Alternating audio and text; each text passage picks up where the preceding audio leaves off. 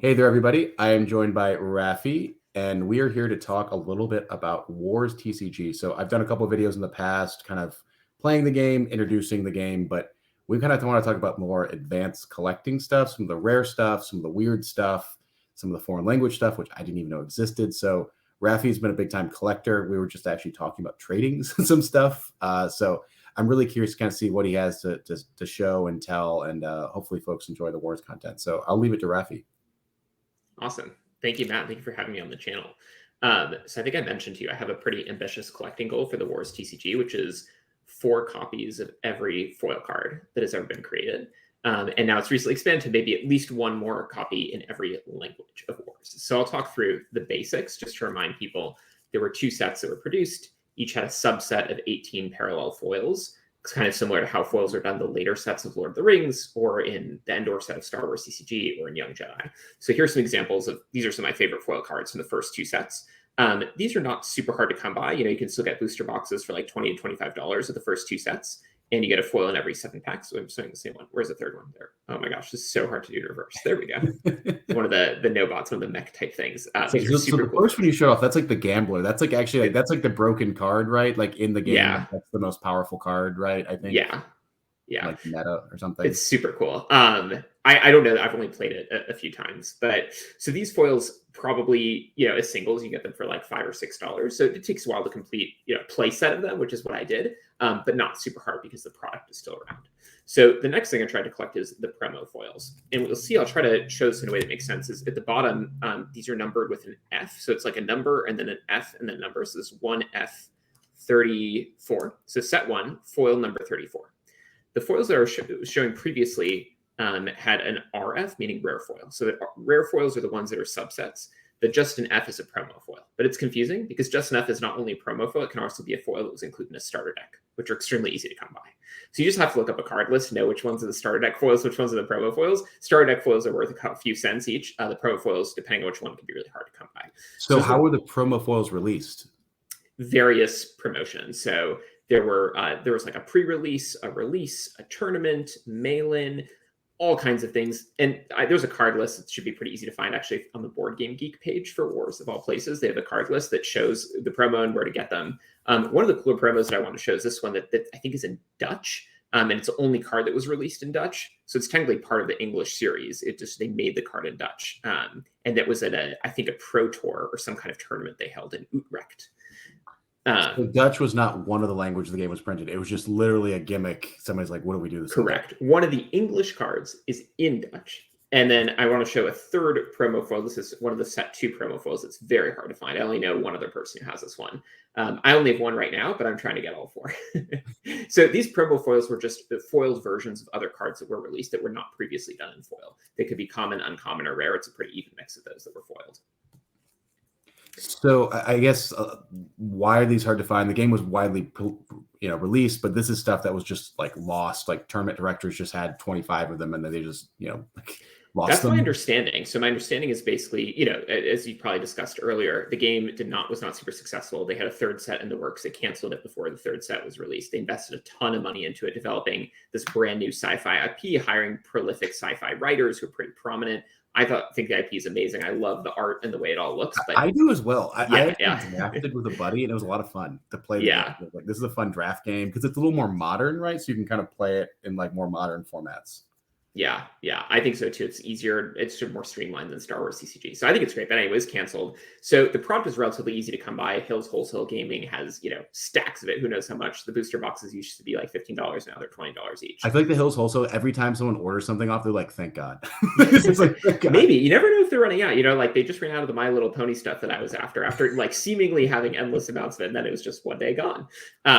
But all that's to say the promo foils, some of them are also pretty common. It seems like there were just stacks of them that were given out. I have some that were very easy to get 4 of. And then there are some, it's about 10 or 15 of them that are just incredibly difficult to find. Some of these I only have 1 copy after searching for years. Still trying to get to 4. So the next thing I want to show, and this is probably the rarest English cards, are cards from the unreleased set 3. They made 3 of these cards. So this is 3 F1, so set 3 promo foil number 1. This is set 3 promo foil number 2. And set 3 promo foil. Oh my gosh, number 3. And this one's super cool. It's one of this race of the Kulak. So he's got like a staff. He's got kind of like Sauron there with like the staff. Yeah. Sorry about the glare. So these three cards are from a set that was never released. They just made the promo versions of them. Those are the only ones that were released. I'm not sure exactly how one obtained these. I think they were given to, like you said, like Decipher reps or tournament directors or something like that. And they got them and nobody else did. And then I got one card from a set 4 that was never released or developed. It was just a random set 4 card number 1 that they released as a promo called Stripe McMillan. It's this like cool looking dude surrounded by ladies in a bar. I don't really know the context for this.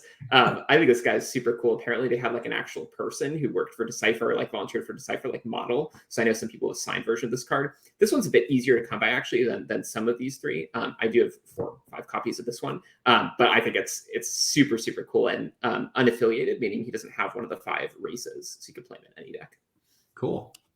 So what was set 4 going to be called, by the way? It's what, Nowhere to Hide, Incursion, and then... The first one is Incursion, the second one is Nowhere to Hide, the third would have been called Edge of the Sword, I think, and the fourth one doesn't exist. They never even developed it. They just made this promo card Stripe McMillan when the game was ending, and they're like, whatever, we'll call this set 4. So that's what I've got for English, and then they apparently also created the game in Italian and German.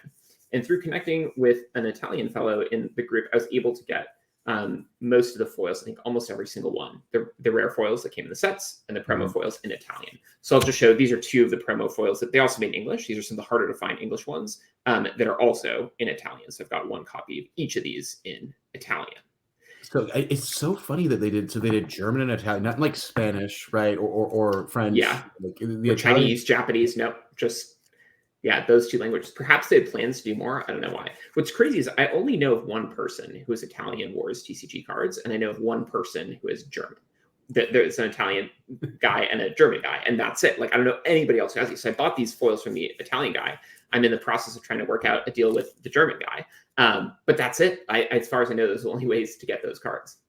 So I'll just put out a call. If you guys have this stuff, help Raffi. Oh yeah, absolutely. I mean, if you're watching this, you're like, some people are willing to pay like 5 cents for these cards. I'm willing to pay more. Like I'm going after collecting them hardcore. I probably shouldn't say that as a negotiating tactic, but like I'll pay for what they're worth. And so I want to show one last thing from the Italian. These are 4 cards that were called TF foils. They never made TF in English. It was only RF, F, or PF. TF stands for translated foils. So I think it was just 4 more cards that were translated from English into Italian, meaning they could only get them the foil version in Italian. There's no foil version in English.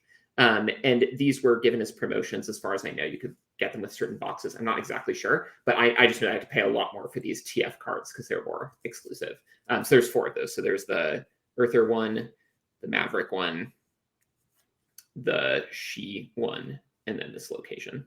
So let me just make sure I got this recap here. So they did 2 sets in English, German, and Italian, or was it just the first set in English, German, and Italian? I don't know about German. As far as Italian was in both sets. German was at least the first set, maybe also the second one. And this is the last thing I was going to show is I have 2 booster packs of German from the first set. It was a question I posted in the group. Should I open this or not? Probably not. Obviously, it'd be cool to figure out if it had a foil in it. But I'm, like I said, trying to get more German cards. Yeah, it's just fascinating, those sort of like choices, or like maybe they're just like legacy relationships Decipher had. Because I know at the time they were also doing Lord of the Rings TCG in both German and Italian. So maybe there's just like printer relationships, right? And like made sense. They'd already dropped it off of the Japanese market. So I'm sure in Decipher boardrooms, there's like decisions being made like, hey, we still know a guy. We still know somebody there. Which is how I feel from a collecting perspective. I've got a couple last cool rarities and oddities. So speaking of Italian, they made these demo decks in Italian. I've got both of them sealed. As far as I know, these cards are basically exact same as the final versions of the cards, but they just say demo on them. You can see a little like white text that says demo. So was there a demo deck? Was that like in one of the starter boxes, or was it just a demo deck? Like this is like these are smaller decks. I think each of these is 30 cards. And so it was just meant, and they have got a little rule book in the back. These were given at an event for people to learn how to play the game, as far as I know. And so I also have the English, which is called, I think, the beta deck, and it's kind of stuck to the bottom of this box to protect it, but it's wrapped in this plastic wrap. So the English beta deck, you can see, it's kind of like the demo deck, except some of these were actually earlier versions of cards. They had people essentially beta test the game before it was finished at an event. And so you can see the cards have square corners, and you can't see this inside. So somebody on YouTube opened it. You can see some of the cards have like sketches on them, earlier versions of stuff. So the sealed beta deck is what they actually gave out at that event in English. Can I just ask, where did you get that? That one I got, there was a guy on eBay who used to have all the rare Wars TCG stuff. I got what I could from him before. I think he just totally sold all of it. As far as I know, he's not around anymore or not selling it anymore. So I will just say that of all the sort of out of print games, I think Wars might be one of the biggest tragedies, right? Because I think that this game actually had some legs and an interesting mechanic and really cool art and like a lot of investment behind it. I think it's just a bummer that it didn't pan out. Yeah, and my opinion is actually a big part of the reason is just the name, right? They called it Wars, I think, because they tried to capitalize on the Star Wars thing. Had the same gameplay as Star Wars. They're like, okay, well, you like Star Wars, now it's just called Wars, and it's similar, and it's in outer space. But the name is terrible because it's impossible to search for. It's like, why is it called Wars? Like, yeah, technically there's a war going on, but like every game is a war going on. I think they should have called it the Muman Rift, which I think was going to be one of the original names for it. That's the name of the rift in space that lets the aliens through. That would have been cooler for sure. And so on eBay, it's impossible to search for, right? I've got a search term to try to find all the new war stuff that people are listing whenever that happens. And so it's like Wars TCG and then minus, so it doesn't include star, for like Star Wars, like every other term I need to exclude that has wars in it.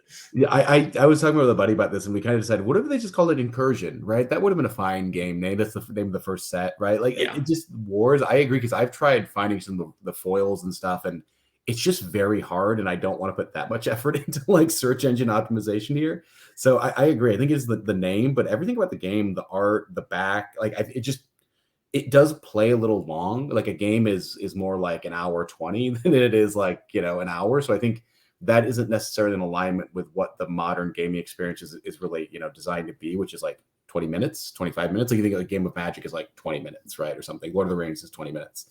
Yeah. And Wars is like, it's long. You're going to be there for an hour. That's true.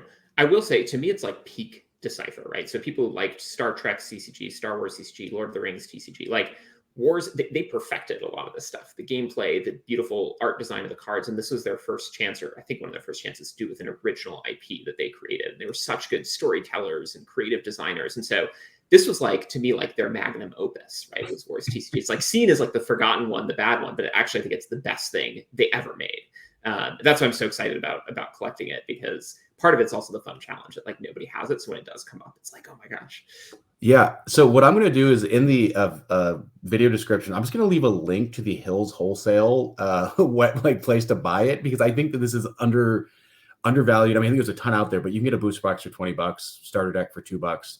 If you guys want to try a new game out, just try it out. It's $30 total to get a booster box, a couple starters, and ship it. So highly. Yeah, Hills actually has this deal that they always, you can see on their page, they have a booster box from each of the first 2 sets plus one of every starter deck. So it's 6 starter decks, 2 booster boxes for like $40 or $45. Yeah, it's a pretty, I mean, considering like that's one pack of a collector's Magic edition or whatever, collector's booster, like this is a pretty good value, and you can have a fun afternoon drafting it, collecting it. So just to prop Hills Wholesale, you can drop I'll leave my Venmo there. You can drop me a thank you. But I think this is a great game, and it's nice to kind of learn a little more of the collecting stuff. Any kind of final thoughts here, Raffi?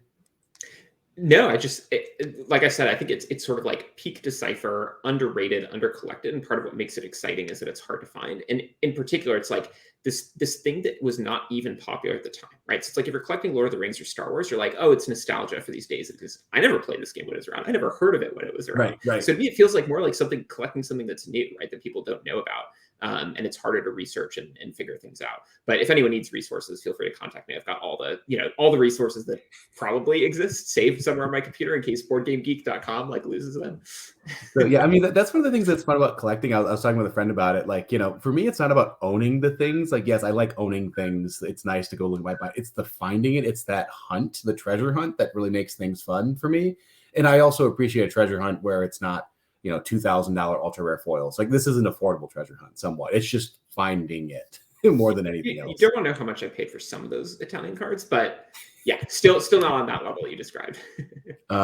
All right. Well, Rob, it was so much fun. We'll have to keep brainstorming different video ideas. I think everybody really enjoyed your Young Jedi content. I'll also leave a link to that so you guys check that out.